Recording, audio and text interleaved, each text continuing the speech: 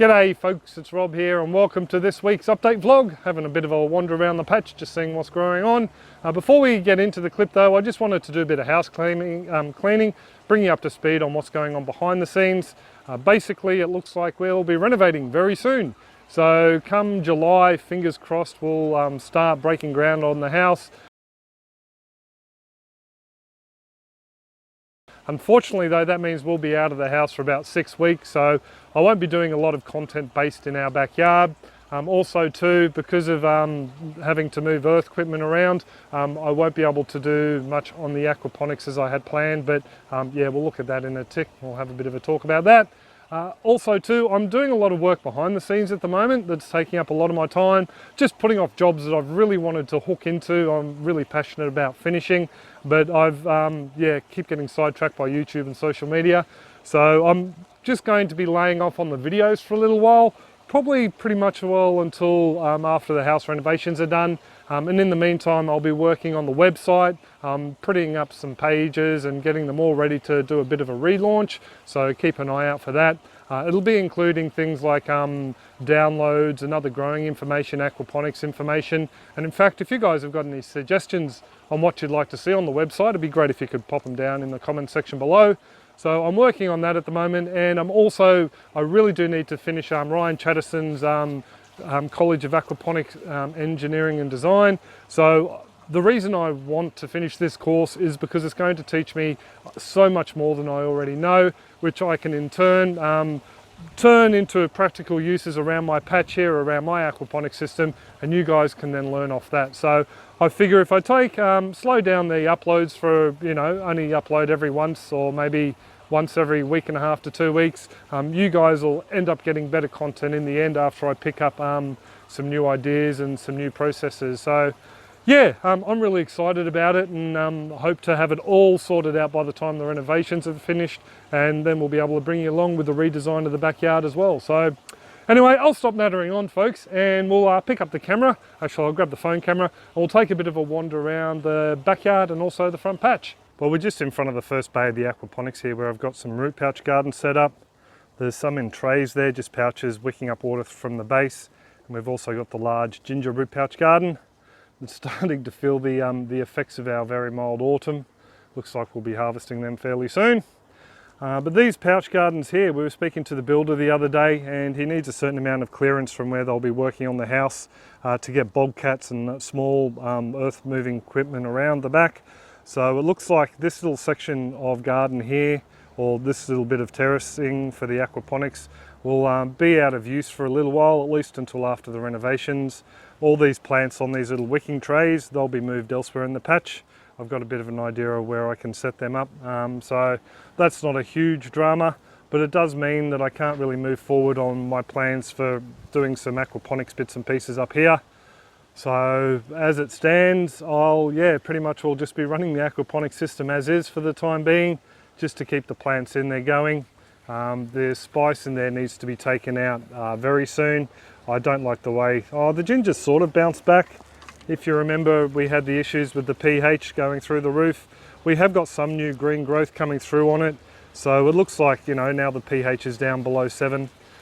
It's not feeling so bad, but I'm fairly sure that we're going to get, you know, that's pretty much all it root growth wise for the season. So there's a fair bit of root on there. I mean, the plant starts there and finishes over there, so we'll get a little bit of a yield out of them. Things like the mushroom herb is starting to get a little bit out of control again. I mean, there's only so many mushroom herb sandwiches you can have.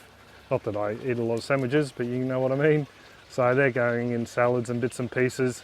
And the Brazilian spinach. This Brazilian spinach was looking a little bit iron deficient the other day, so I dosed it up and it looks to have perked back up again. So I'm still having to monitor levels in the system, which is a section I'm really looking forward to getting up to in Ryan Chatterson's course on the additives that help plant growth. So Ryan, I am still doing the course. It's just taking me forever to get through it with everything else that's going on. Just back to my little pouch garden here. While I was trimming back, I noticed we got strawberries. So I got 3 strawberries in there, and here comes the Lizzie beast. I can hear her walking down the back stairs. Hopefully she won't find them. The Owen Knock, I trimmed it right back. I've taken some cuttings for you at last way. They're sitting in the Aquaponics at the moment. I just took off some leaf tips, tidied up the stems and took off a lot of the large leaves, left a couple of little growth points on there and just popped them in the Aquaponics for now. I haven't trimmed her all the way back because I wanted to also use some of the rooting gel on some other sections, and I've misplaced my bottles while I've been tidying up, so until I can find them, I'm just going to leave the rest on here. And yes, I know I've had people chastise me. The leaves aren't looking that crash hot at the moment. I haven't had any Charlie Carp for the last week or so. It's all gone into the Aquaponics. So yeah, I need to get some Charlie Carp in there, and we also haven't been making our own compost of late. So that's another reason why she's probably looking a little bit sick, but hopefully after I feed her up and give her a bit of a cutback, we'll have better luck. Someone wants to play ball. In a little while, Lizzie, in a little while. Obviously with the renovations and them needing to drive through that area of the Aquaponics, all these gardens need to move as well. So I've got a plan on using the old garden beds, the wicking beds where the roots of trees have invaded them, covering them over and popping the root pouches on top of there for now, inside the little mini hoop house down the back, because it won't be changed or modified until after the renovations either. So they can live in there along with a lot of the other pouches.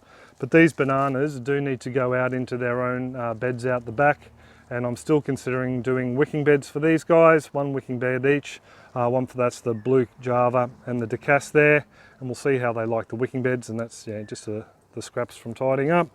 I'll give you a bit of an update on the veggie pod and the garlic. The garlic, well, it looks like all the red Italian, I think it was, has taken off. A couple of the Glen Large from last year have, but all those larger cloves from up the back, nothing's happened with them at all. And some of the Glen Large hasn't popped either, so a little bit disappointing, but you know, at least we've got the seed garlic we purchased that should have grown. It's definitely coming through. The other thing I was hoping I'd see is the little bulbules that I pinched from the stem of last year's Glen Large. I was hoping they'd germinate or sprout, but yeah, haven't seen them as of yet. So I might take you for a bit of a wander out the front, I think. Because it's starting to get a bit cooler, the asparagus, some of it's decided to die off, and then other parts up the back here have decided to send up new shoots. There's a very thin shoot there and another thin shoot over the back there. And I noticed over the back of this section here, we have a few more. So I'm totally confused as to what's going on. Obviously the weather patterns have got the plants confused as well. Down here we have the purple Hawaiian sunshine sweet potato. This cage here needs to be harvested. Oh, I forgot to show you one out the back. I've got a barrel out the back I'll be harvesting probably later today after we get back from a birthday lunch. And then, yeah, I'll harvest that. But this cage here will probably go in the next week or so because I want to pop some Brassicas in there. And the Rosellas are up for their last harvest, I think. Most of the fruit that are left on here will be dried this time around. The rest is in the freezer. I think there's 5 bags left in the freezer. 3 of them are for jam and the other 2 are for syrup. But I think I might dry these guys out because, yeah, it's just a lot easier to store while we're out of the house. And it means I can still have, you know, some Rosella tea while we're lodging somewhere else. Over here with the Brassicas, the broccoli is a little bit affected by the heat. We did have some bug damage the other week, caterpillar damage I should say. That was from the cabbage moth, but I sprayed them with Dipel and they look to be doing all right. But then over here on the cabbages, totally different story altogether. I sprayed these with Dipel as well, but they've got the cluster caterpillars. I don't know if you can see them down there. They've decided to have a crack at these guys. So these guys were sprayed 2 days ago, and what I think is happening is it's just rolling off the leaves and not sticking. So I'll have to have another crack at them. Dipel, by the way, is a Bacillus thuringiensis. It's a bacteria that kills the caterpillars and only them, not any fish or mammals, reptiles, birds, so all beneficial insects. And we have a load of the volunteer warrigal greens popping up in here. So other than that, there's really not a lot going on out the front. We do have the bananas still. There's a nice bunch there, and there's a smaller bunch up in there, and we have a tiny little bunch up the top. So we'll have a couple of bananas through winter. One thing I am thinking about doing is culling this banana little area right back, maybe even taking it out when we've got some earth moving equipment here at our disposal. Just mainly because it's cutting out the light from these corners. I haven't bothered about planting anything in these two beds at the moment. This bed here gets very little sun. It's only getting some now because it's about midday, but as winter progresses, yeah, it'll get less and less. Sorry for the glare there, folks. Thought I'd give you a bit of a gander at our pigeon peas as well. These little guys here have been in the ground for a number of years. I think in a recent clip I said there was 2. There's actually 3. There's this one here, and there's another one over here, and there is a third plant behind that tuft of grass over there.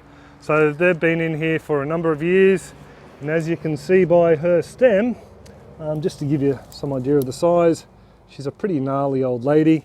So she's just falling over. There's just too much weight on there. I was speaking to the builder the other day and he said she definitely needs to go, as does that compost heap. So we'll get them to push it up there, which was sort of the plan to begin with anyway. I was thinking of getting those asparagus out of the wicking beds and creating a little bit of a hedge over there. So that might be something we look into doing. But yeah, the pigeon peas have exploded in flowers. We have a load of pods on there, and this time around, if we get them in time, we'll be harvesting them to try them as a pulse rather than letting them bake on the plant like we have previously. But the little flowers are absolutely spectacular. So these guys are a legume, and like other legumes, they will fix nitrogen to the soil. A lot of people I know will grow them to a certain size and then just chop them down, chop and drop them, and let the nitrogen nodules that are on the roots while they're younger, let them feed up the soil. Other people I know just treat them like we do. We pretty much will grow them, chop them back every year, and then just use it as a bit of a mulch. Just down here behind the peas we have the grass clipping compost heap. It was covered with the sweet potato vine, but I decided to do a little bit of a harvest the other day, just in this area down here. I haven't gone through the rest of the pile as of yet, but because we've got the cage out the front there and another barrel out the back, I'm not too worried about harvesting too many out of here at this point in time. Took out meals, probably 2 meals worth of sweet potatoes as side dishes.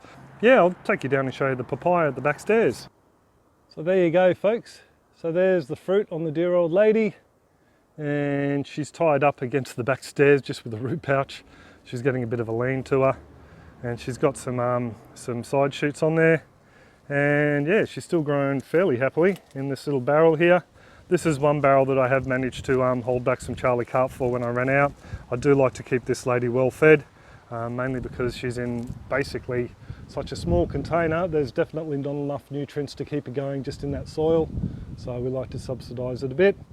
This plant here does need to move though, the whole barrel, the whole lot. So yeah, obviously if they're building out, they're going to be a little bit of a patio area out here near the back stairs. So she needs to go so they can put the concrete foundations down and work on the plumbing. And I have my carrot barrel that I would really like to move down the back. I might do that later on this weekend sometime. Move it down the back and plant another round of carrots in there. I really need to hook into that hoop house and tidy it out so I've got a bit of area to play with. So that's another jobby on the cards. Hello Lizzie, I'm out the back again. This is the sweet potato barrel I'll be harvesting later on today. It's looking a little bit gnarly, just the grasshoppers and the flea beetles have taken their toll on there. There was 2 rooted sections and a whole sweet potato went in there. So we'll just have a look. When I say rooted sections, they were slips from down the back. I took off a volunteer plant that had large roots on them. So I've popped them in there and we'll just wait and see how they go. So there you go folks, a bit of a long-winded tour around the not so productive patch. I will be uploading clips as I said before. I've got some DIY aquaponic ones that'll be coming up very soon. I'm working on at the moment. Just explanations on what different systems are and how they're configured. And then from there you can go off and make them yourself, and a few other bits and pieces as well. So if you're just getting into aquaponics, they might be something for you to keep an eye out for. But the rest of the soil patches, I'll just be doing harvest clips and little clips here and there as I get time to film them, and in fact actually get out here into the patch and actually do something. One throw, then I finish. Oh, you missed it. Before I go, I really do need to thank those awesome folks over on Patreon though. Thank you very much folks. You can find our super contributors down in the comments section below. There's links to either their websites or their Facebook groups or pages. So it'd be great if you could go over and show them some love. I will leave it there though. I do hope you're well and happy and your garden is booming, and I will catch you next clip. Cheers all, have a top one.